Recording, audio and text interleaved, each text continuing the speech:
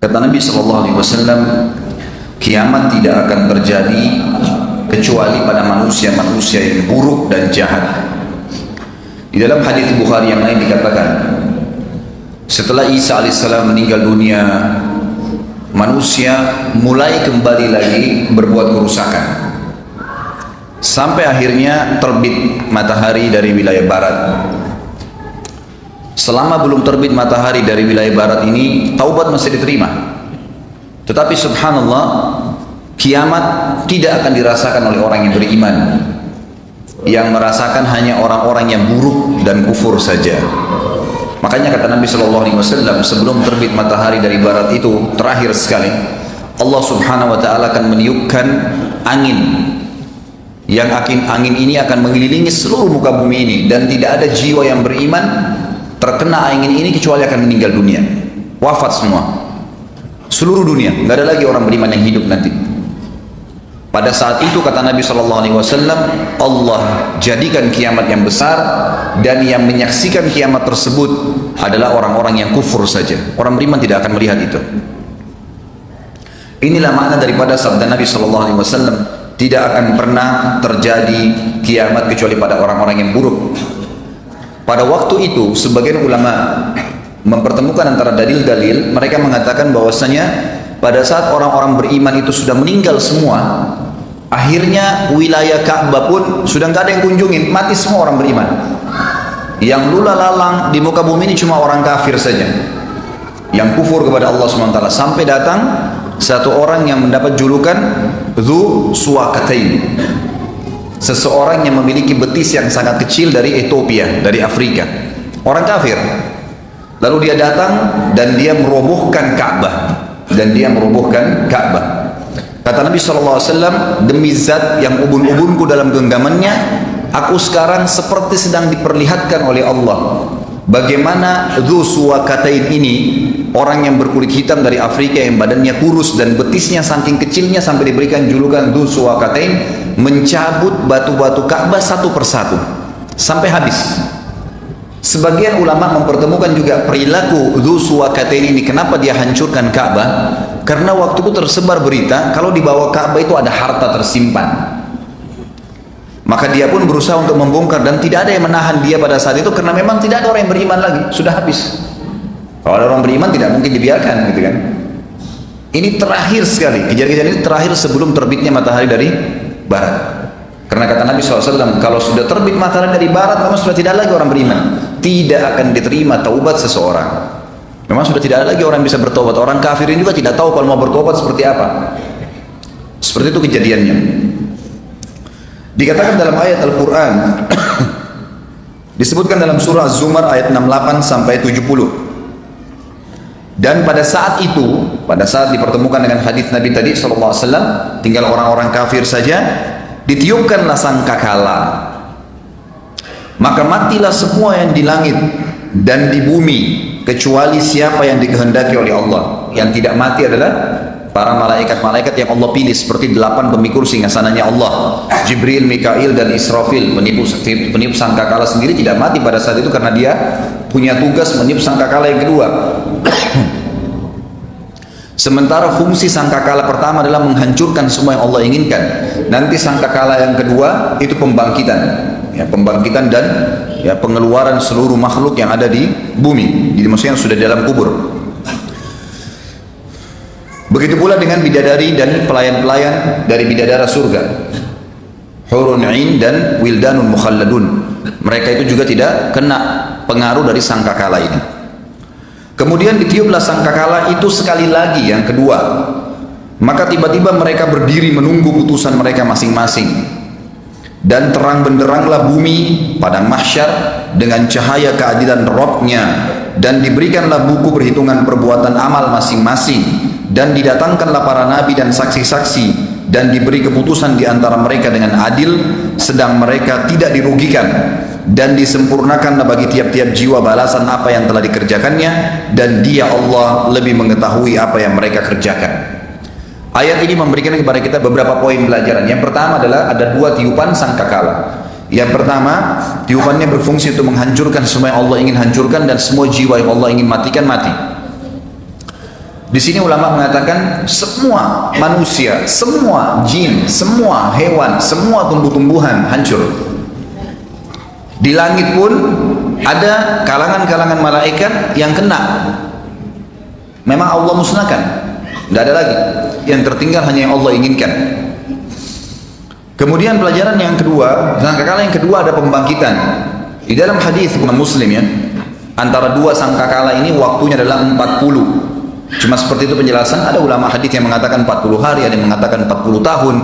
Allahu a'lam, ada yang mengatakan 40 bulan. Intinya dalam hadis ini dikatakan antara dua sangkakala ini, yang satu penghancuran, yang satu pembangkitan adalah 40. Kemudian Allah turunkan hujan yang lebat dari langit, yang kemudian menimpa semua yang ada di muka bumi ini, lalu keluarlah semua yang pernah dikubur di kuburan itu, tulang-tulang tumbuh seperti tumbuhnya bakal. Bakal ini sayuran.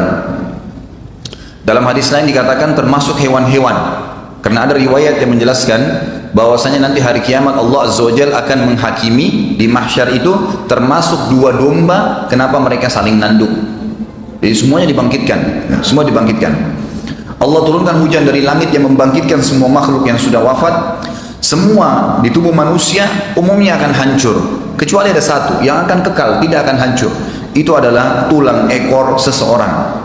Dari tulang ekor itulah semua manusia nanti akan dibangkitkan kembali pada hari kiamat.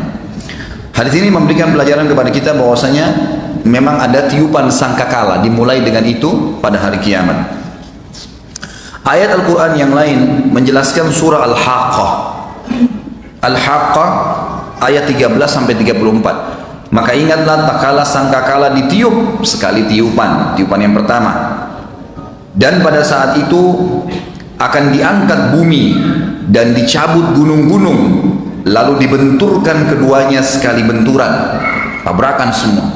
Kita bayangkan kalau ada bangunan yang jatuh, dua rumah berdekatan lalu tabrakan sama-sama hancur, seperti apa dahsyatnya. Bagaimana kalau dua buah gunung, bagaimana kalau seluruh gunung di atas bumi ini tercabut, melayang.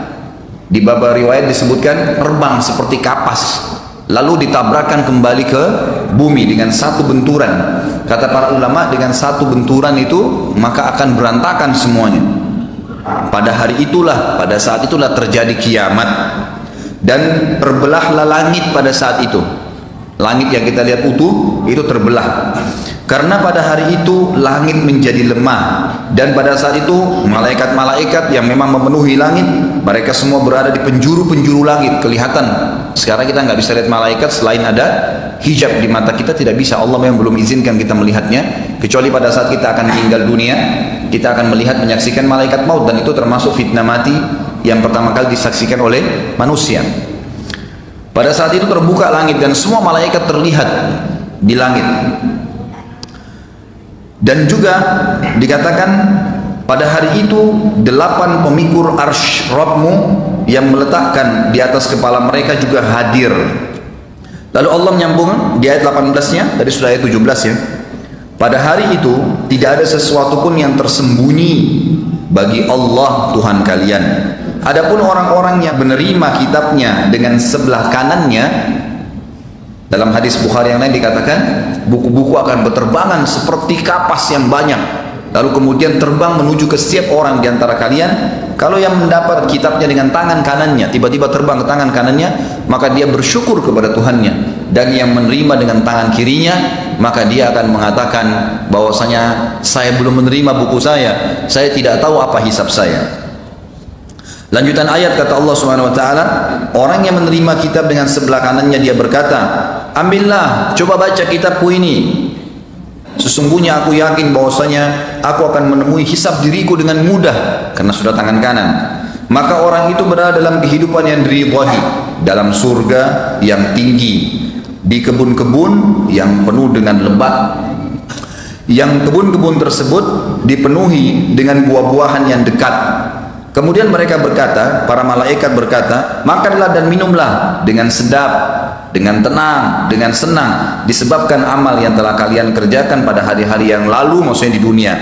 Adapun orang-orang yang diberikan kitab di sebelah kiri tubuhnya atau di tangan kirinya, maka dia berkata, wahai, alangkah baiknya kira tidak diberikan kepadaku kitabku ini. Coba juga aku tidak tahu ya hisabku seperti apa. Coba seandainya kematian yang telah saya lalui di dunia itu sudah menjadi penyelesaian segala sesuatunya. Artinya coba waktu mati ya sudah mati aja, gak usah ada pembangkitan lagi. Dia berharap seperti itu. Sungguh hartaku sekali-kali tidak bermanfaat untukku. Bapak Ibu sekalian, rekening kita yang penuh dengan nol yang banyak, mobil kita yang mewah bertumpuk, apartemen kita yang banyak, perhiasan yang banyak ditimpun, semuanya kalau Anda tidak persiapkan untuk kebutuhan akhirat, tidak disedekahkan, tidak dibagi kepada orang lain, maka pastikan kalimat ini bisa terucapkan dari seseorang di antara kita pada hari kiamat. Naudzubillah. Nggak ada manfaat hartaku, ngapain dulu saya nggak sedekahin, ngapain saya simpan di rekening, ngapain masjid lagi dibangun saya tidak nyumbang, saya tidak terbitkan, tidak cetak Quran, tidak ikut ini dan tidak ikut itu. Telah hilang semua kekuasaan dariku. Ini Allah sudah bongkar pada hari kiamat. Seperti itu pembangkitan orang-orang yang menerima kitabnya dengan tangan kiri. Ini terjadi pada dua golongan. Orang muslim yang banyak dosanya tidak sempat taubat, harus masuk neraka dulu. Dan juga orang kafir dan munafik yang pasti sudah kekal dalam api neraka.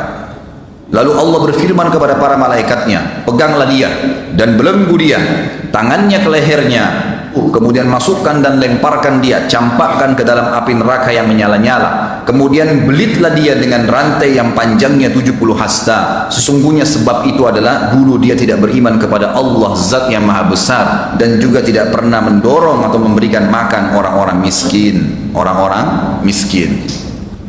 Jadi ini jelas bahwasanya kita akan dibangkitkan dengan dua tiupan sangkakala tadi, dan diceritakan secara umum dalam ayat tadi bagaimana pembangkitan di mahsyar. Ini masih ada dua surah yang kita baca secara umum global bagaimana terjadi peniupan sangkakala dan pembangkitan itu sendiri.